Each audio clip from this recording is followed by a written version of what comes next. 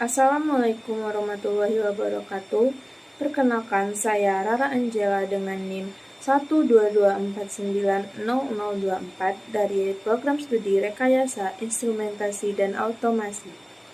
Baiklah, dalam video kali ini saya akan menjelaskan secara singkat apa itu LabVIEW dan kegunaannya. Pertama kita buka dulu aplikasi LabVIEW-nya.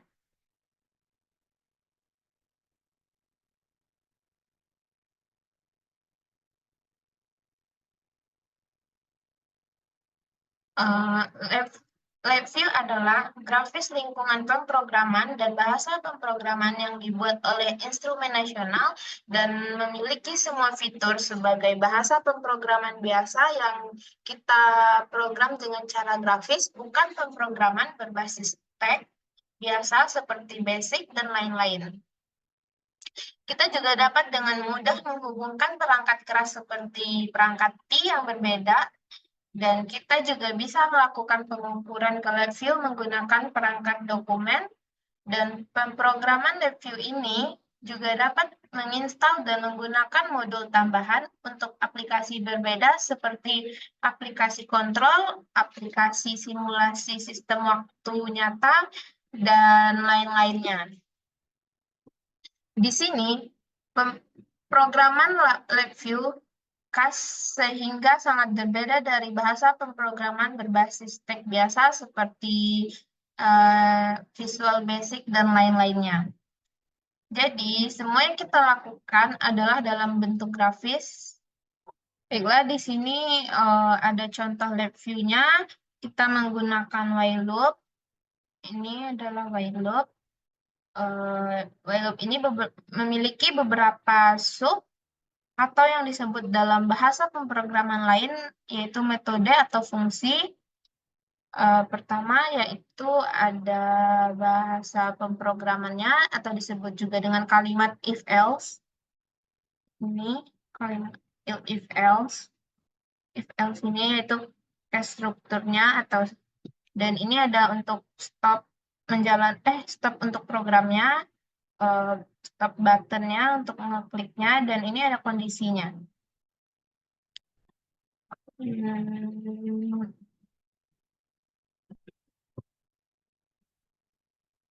Di sini ada property node-nya, terus ini konstan untuk melihat berapa lama kita menggunakan LabVIEW-nya. Baiklah, kita akan menjalankan LabVIEW-nya, membuat sebuah program sederhana. Pertama yang kita lakukan yaitu klik file untuk membuka file baru atau new VI, yaitu dengan klik new VI-nya, atau boleh juga dengan di keyboardnya kita klik Ctrl N. Maka di sini muncullah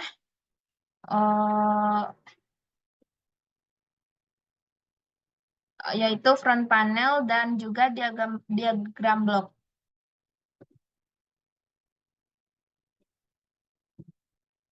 Nah, di jendela abu-abu ini dinamakan dengan front panel, dan jendela putih ini disebut juga dengan diagram blok. Oke, di sini kita membuat kode. Kita jadi langkah selanjutnya yaitu kita klik kanan pada panel front panelnya.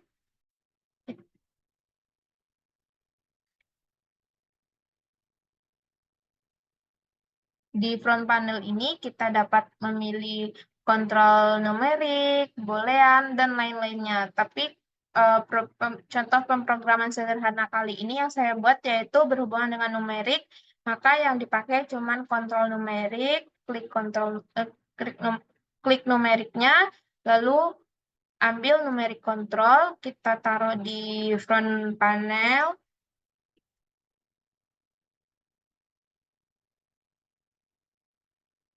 lalu tambah lagi satunya untuk programnya bisa dijalankan, kita memakai 2 numerik. Untuk hasil pemrogramannya kita memerlukan output, kita pilih dari numeriknya, kita ambil yaitu numerik indikator. Untuk label namanya kita ganti jadi output. Oke. Sekarang kita beralih ke diagram blok, yaitu karena di sini saya menjalankan programnya numeriknya penjumlahan, jadi kita akan menambahkan strukturnya dulu di numerik, yaitu nambahkan add, kita taruh antara numerik dan outputnya. Untuk menjalankan agar programnya bisa jalan, kita sambungkan numerik 1 dengan add dan numerik 2-nya juga dengan add. Selanjutnya, untuk menghasilkan output dari penjumlahan ini, kita sambungkan X ditambah Y ini, add-nya disambungkan ke output.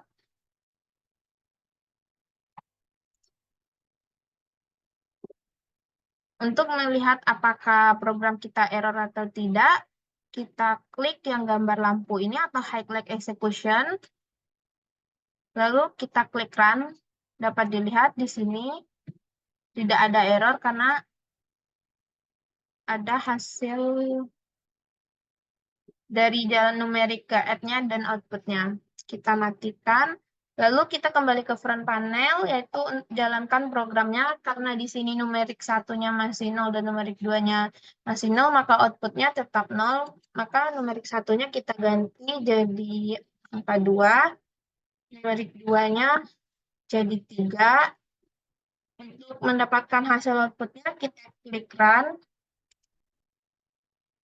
Nah, di sini dapat output 5 karena numerik 1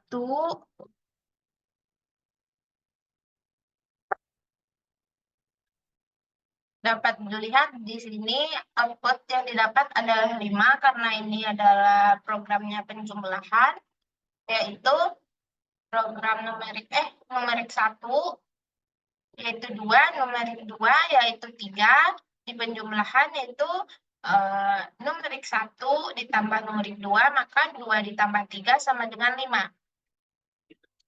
Jika kita mengganti angkanya, untuk mengecek apakah ini benaran tidak salah programnya, kita ganti angka 15 ditambah 10, kita klikkan, maka sudah 25. Sekian penjelasan saya tentang getting started pada LabVIEW. Semoga bermanfaat. Apabila ada kesalahan, saya mohon maaf. Selanjutnya, yaitu program kedua. Baiklah, pada bagian ini saya akan membahas tentang data flow. Data flow adalah paradigma pemrograman di mana urutan eksekusi satu program ditentukan oleh data flow. Jadi, mari kita buka LabVIEW-nya. Jika sudah buka, kita akan melihat cara kerjanya. Dari tampilan LabVIEW saya ini, pertama yaitu menekan Ctrl N atau buka file baru, klik New VI, sehingga memunculkan front panel dan blok diagram.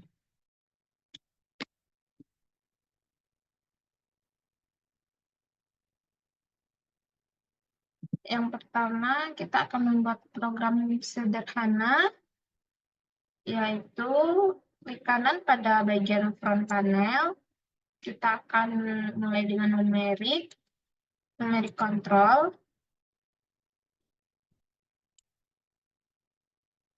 Dan menambahkan satu numerik lagi untuk menjalankan programnya nanti. Kita menggunakan 2 numerik. Yang pertama kita kasih label X. Dan yang kedua kita kasih label Y.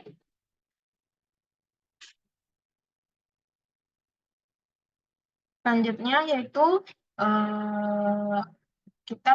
saya memerlukan indikator numerik untuk outputnya, yaitu klik kanan dulu, kita mengambil numerik indikatornya untuk outputnya, kita taruh di sini di antara X dan Y, kita kasih label output, enter. Ya, oke, sudah. Selanjutnya kita beralih ke diagram blok. Diagram blok di sini ada X dan Y.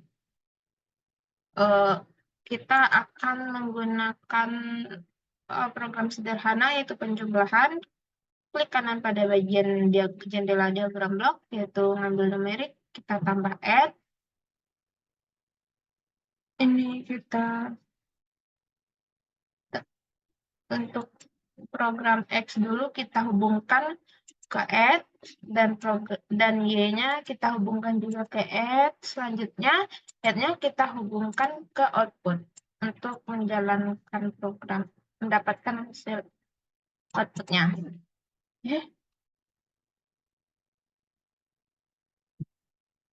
Nah, jika sudah, kita kasih nilai pada X-nya, yaitu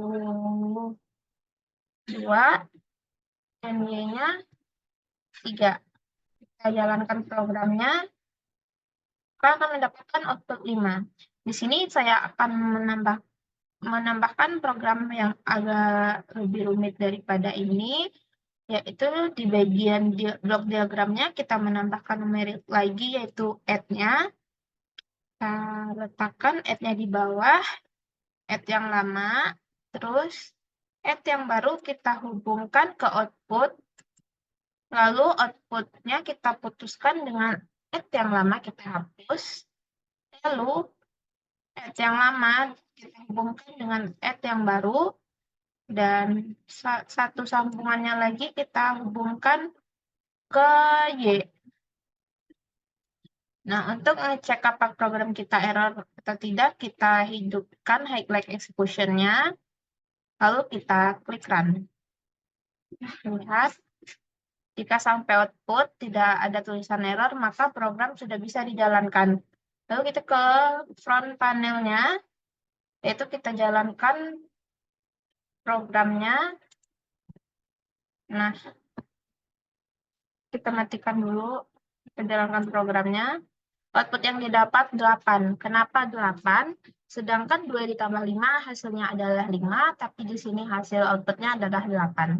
Karena add yang baru, jumlah add pada blok diagram itu ada 2, lalu add yang baru kita tambahkan tadi, kita hubungkan pada Y, sehingga hasil Y itu 2 kali lipat. Maksudnya gini,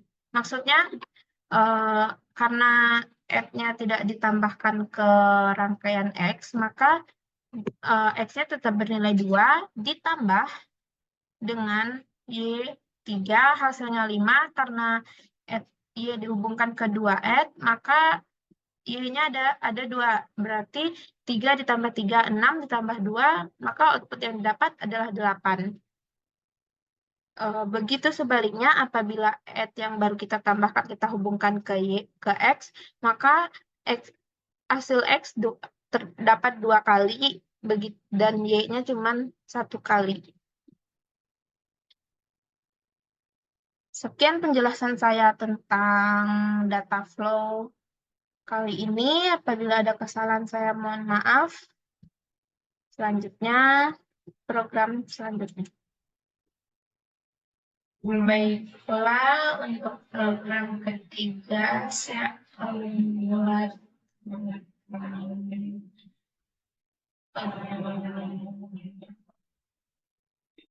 parallel processing. Pertama, kita buka lab view, kita akan buka pada blok diagramnya. Pertama, klik kanan,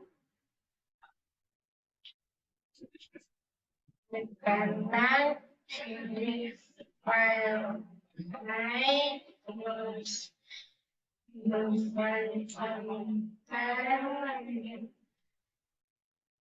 application direction.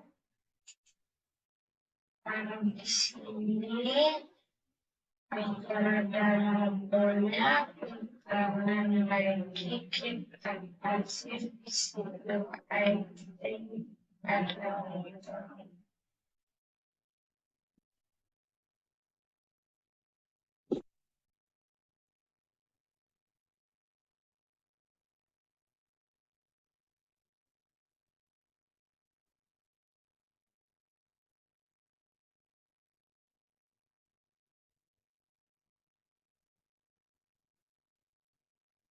Selanjutnya, klik kanan lagi, kita ambil di string, kita pakai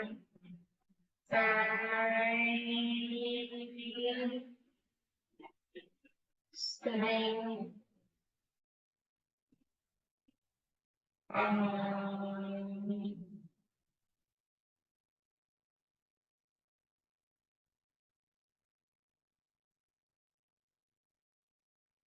selanjutnya kita pakai yaitu colon next string.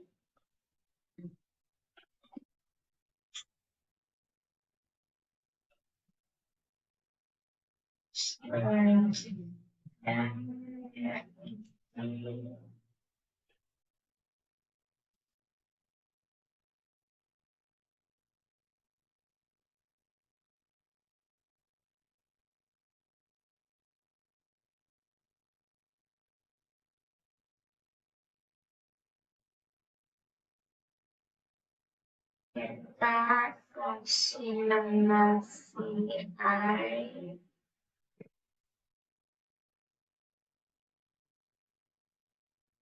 Di sini lalu kita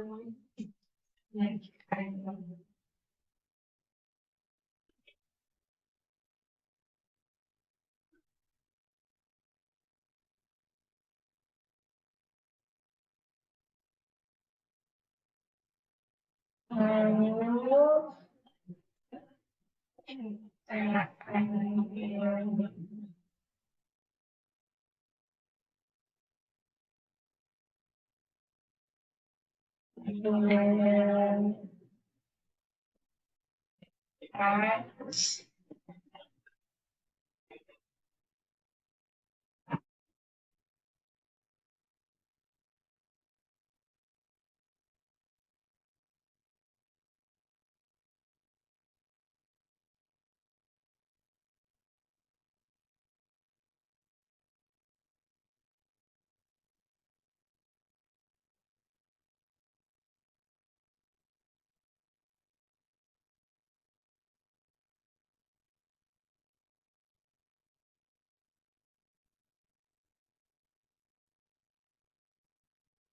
Selanjutnya yaitu kita pakai batch,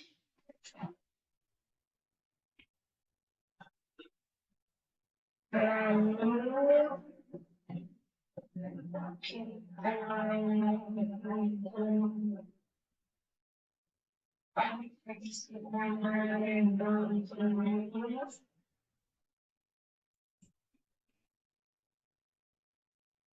Lalu kita konekkan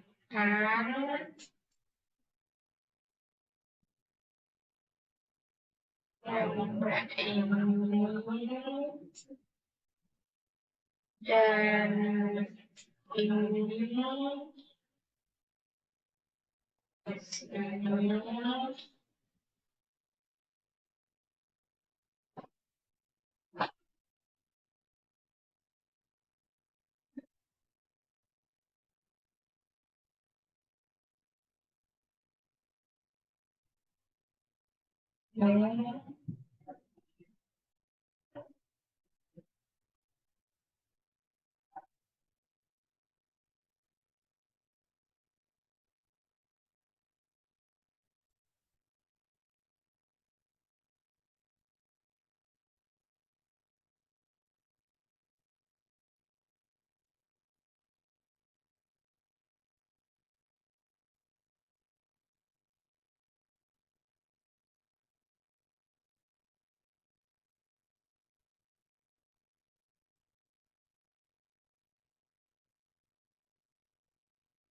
Selanjutnya, tambahkan file yaitu open reference kita hubungkan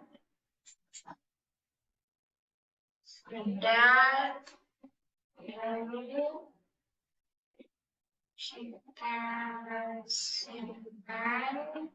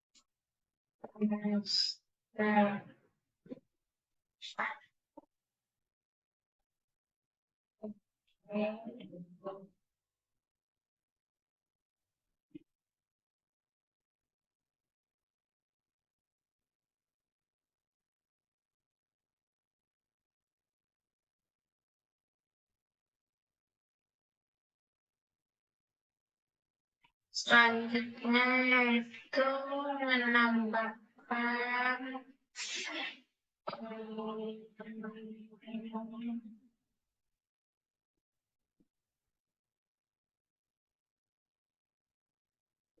input lalu hubungkan dengan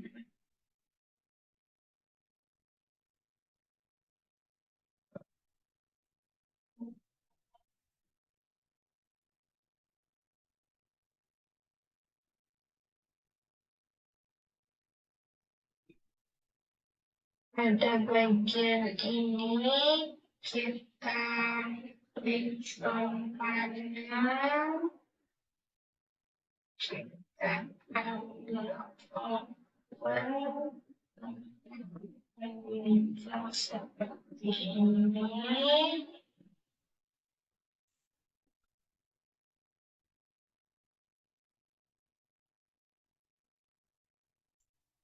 Selanjutnya yaitu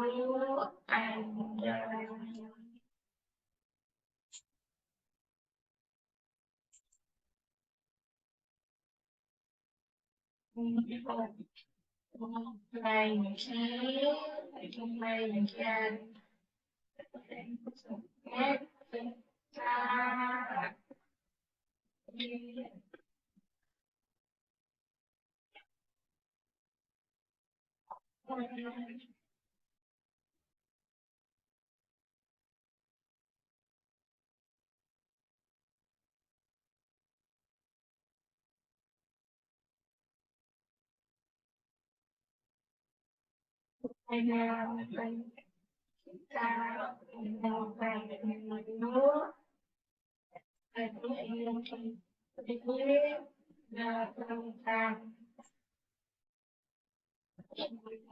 tentang ini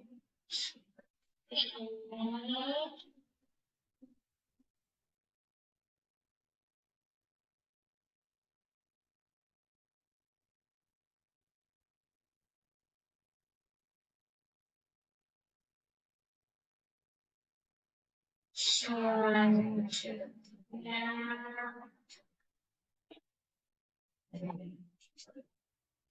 saat menambahkan strukturnya yaitu pakai event struktur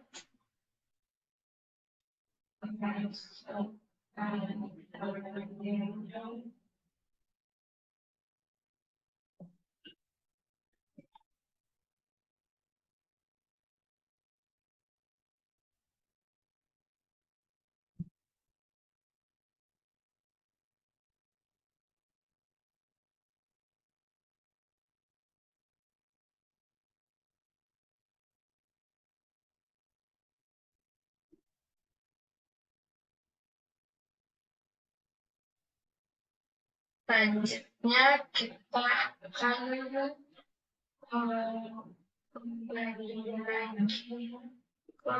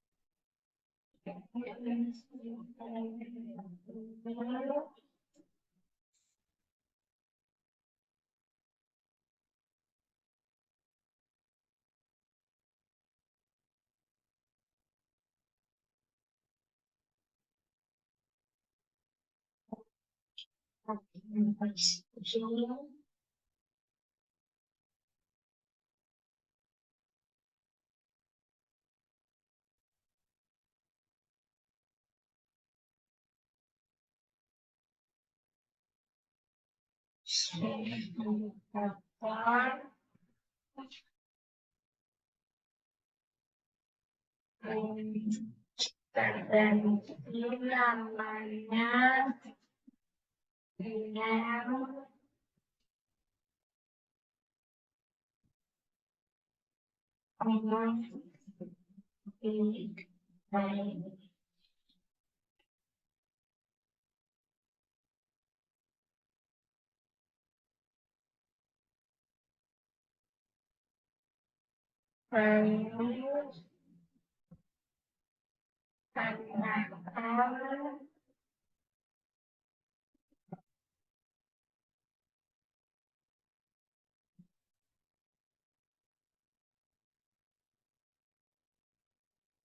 kita tambahkan boolean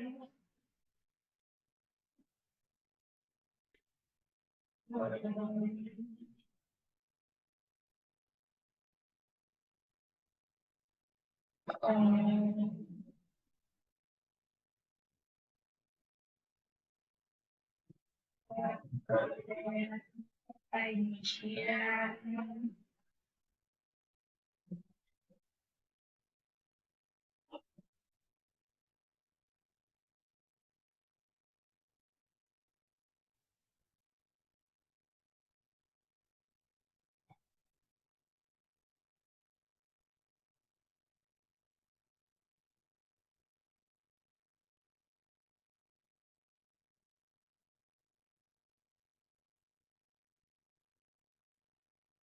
lalu kita nambahkan boolean bagian tambahkannya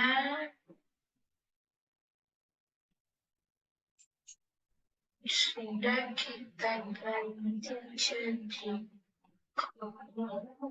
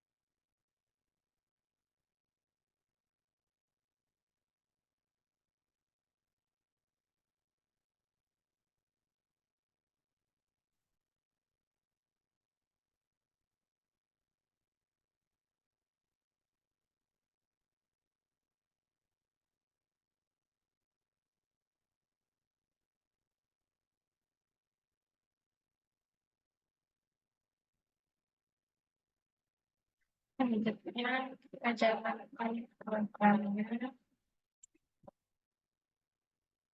yaitu dengan menggunakan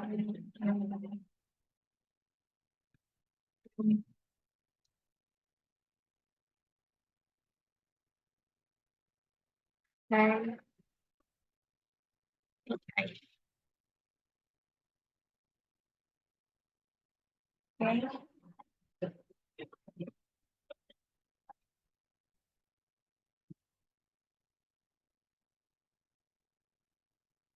Nah, kita jalankan.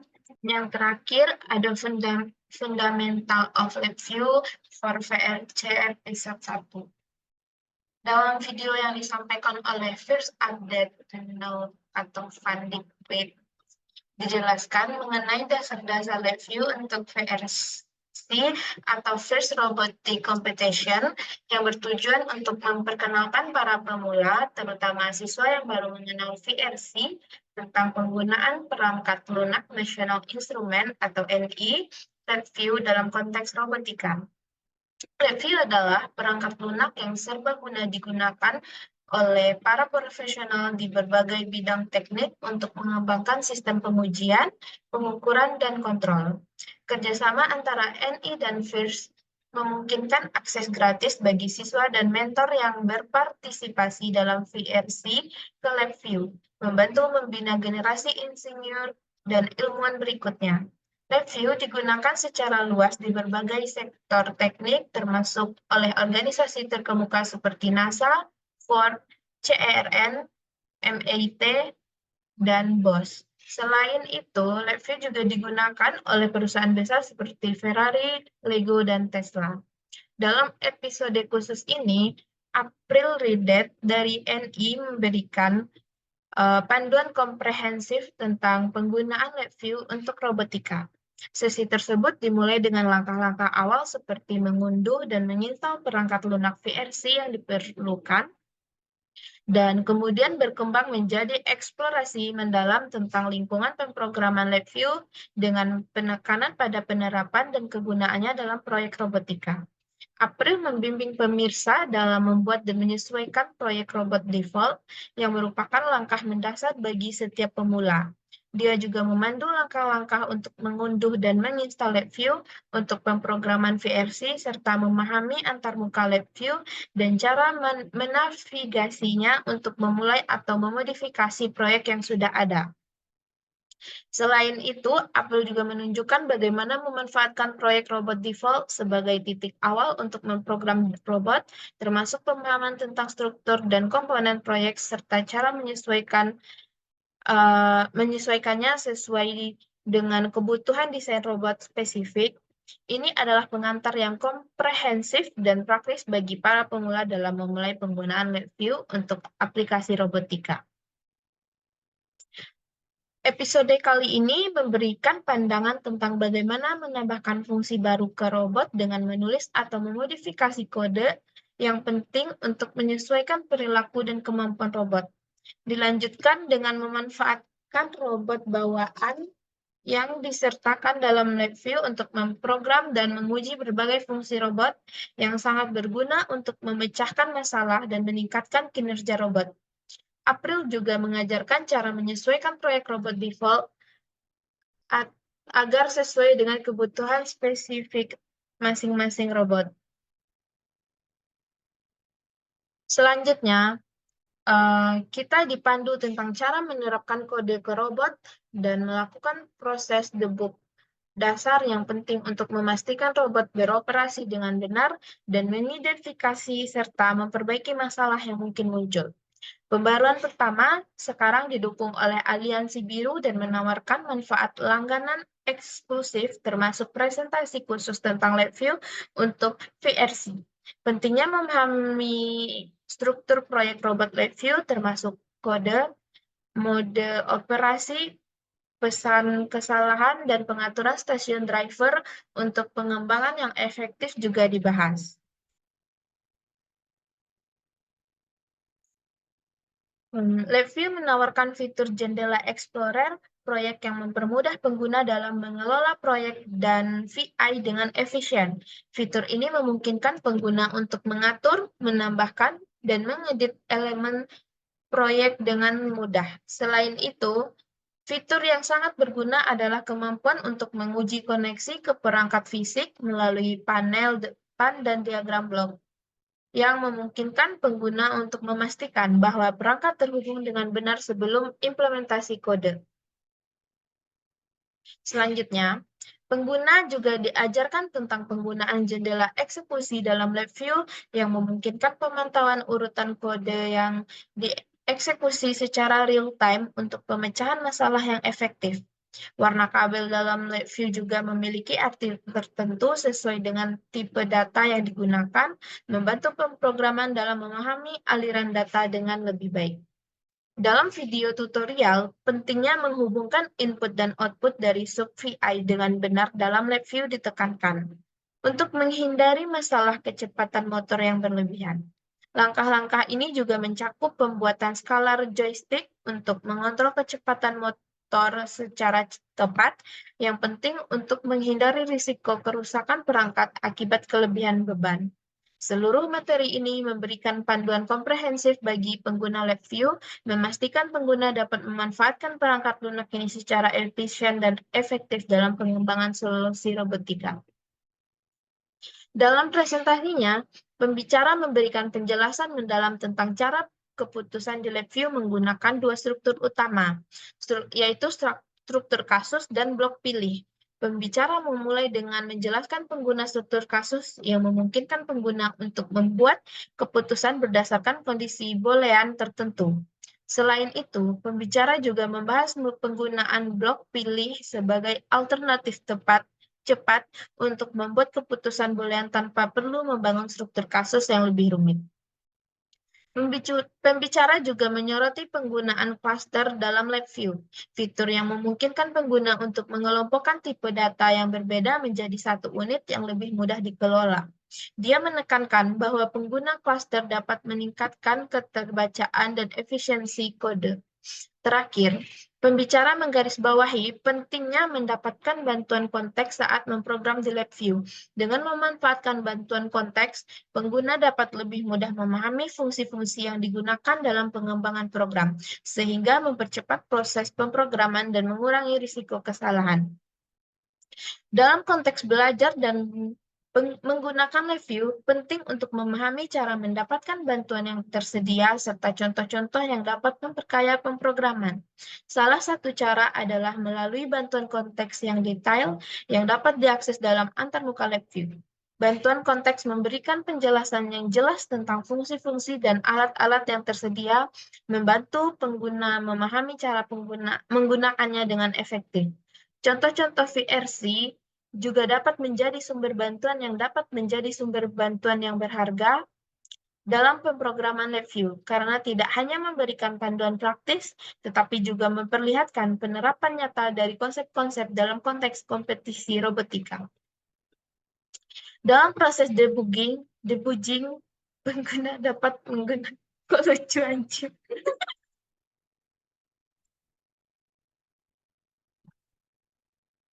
Dalam proses debugging, pengguna dapat menggunakan probe dalam LabVIEW untuk memantau data perantara dan memperbaiki kesalahan dalam kode dengan lebih efisien.